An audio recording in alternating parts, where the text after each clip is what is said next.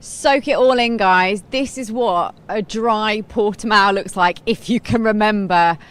It's been another morning.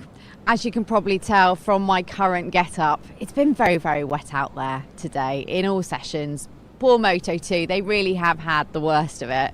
But we did get some really strong running in MotoGP. The start of the session was arguably the best, but then we saw some really good lap times coming in. We're here at the Alpine Stars Hospitality because before we talk too much about what happened in MotoGP FP3, John McPhee is here this weekend. He was hoping to return to the Moto3 Championship. You can see the cloud cover just up here at the moment. It's clearing, but there's definitely still a bit of rain in the air. What we're going to get for qualifying at the minute is anyone's best guess. But like I was saying, John McPhee is here in the Alpine Star Hospitality. We're going to sneak in and have a quick chat and catch up with John, who's perched up on the bar. What are we watching? We're watching the highlights. How are you doing? See you, but obviously a great shame that you didn't get out on track this weekend. So firstly, let's just find out how your back is doing.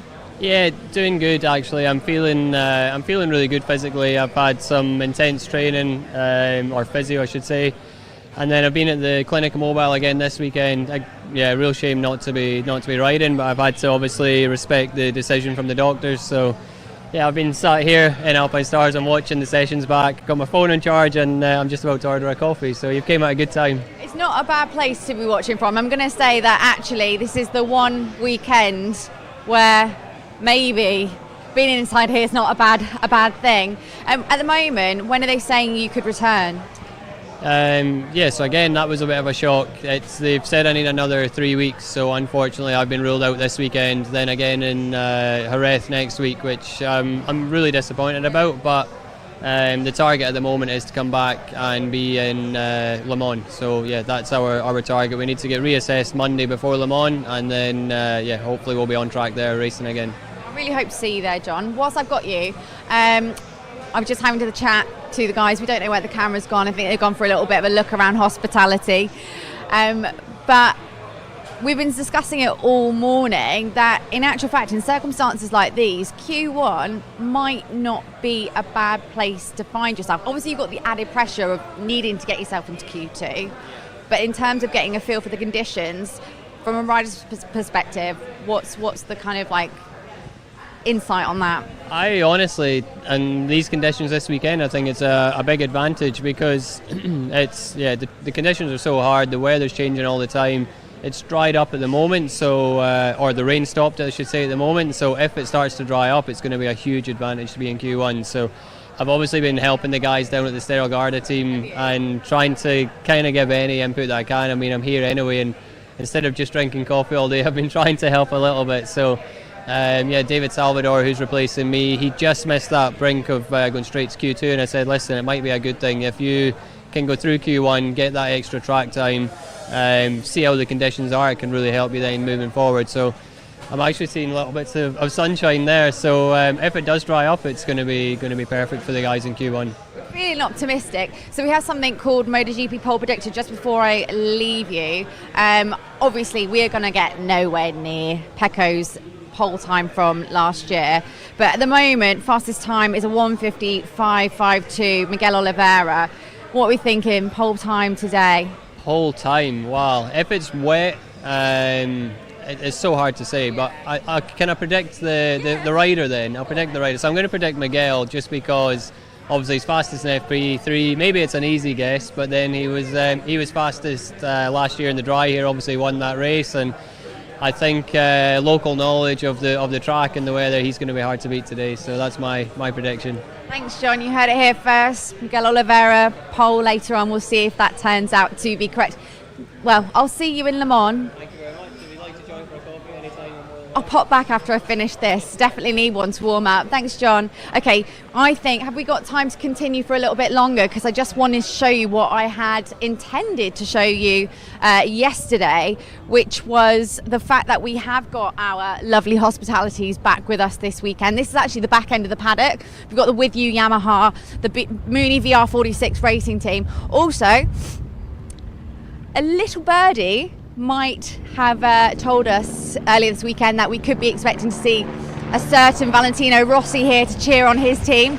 He was spotted in pit lane earlier. If we can get a chat or a catch up with him at any point this weekend, you know we will. But just to give you a bit of a rundown of times that we left our FP3 session in. So as John pointed out, Miguel Oliveira, fastest man on track all weekend with that 1:55.52. Joining him in the top three was Joan Mir and Fabio Quartararo.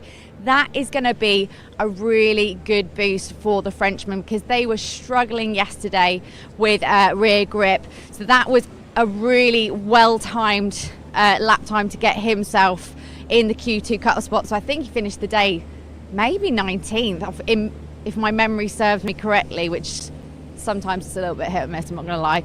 Brad Binder also in the top 5. And then Marc Marquez, actually Brad Binder had a crash after setting that lap time.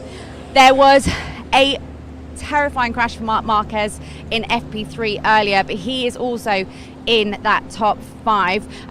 He actually took his time to head back. He was actually waiting for the bike which he crashed on. I think we're going to leave it here, guys. I think this is what I'm getting signalled at. I've been talking for too long. But just to give you some perspective of where we are, we've come through to the paddock area now. This is where all the pit boxes are here in Portimao, and then you've got the rest of the hospitalities just around you. Is there anybody around here? It's nice to see the paddock nice and full again, isn't it? All the wind's picking up. Here we go. Just have a quick scout around and see if there's anybody to chat to whilst we're here. I don't think we're going to be lucky. Everybody's going to be getting their lunch. We'll go for a little bit of a Honda down here and just quickly run you through some of the other happenings that we saw in FP3. There was a crash for Darren Binder, and there was also a problem, we think, for Remy Gardner, who actually had a really good day yesterday. We say that wet weather is the great leveller, and that really seemed to be the case. I think FP1 or FP2, I think it was FP1 actually, he was in 12th position. I think it was actually a bike problem because it didn't look as though there was any damage done to that bike, but he did stop out on track. And then, as we said, it was a crash for Marc Marquez, also a crash for Alex Marquez in FP3. We're just keeping our eye out here and seeing if we can see anybody else to chat to, but I think we're getting rather unlucky with our wander through the paddock. So I think we may have to leave it here, guys. Should we leave it here? I think the wet weather is keeping everybody inside their boxes or hospitalities, and obviously everybody's trying to figure out what on earth is going to happen out there this afternoon. Obviously we've got our Moto3 qualifying session coming up first, and then we've got MotoGP FP4, MotoGP qualifying and Moto2 qualifying. So make sure you join us back here later on for qualifying here in Portimao. We'll see you soon.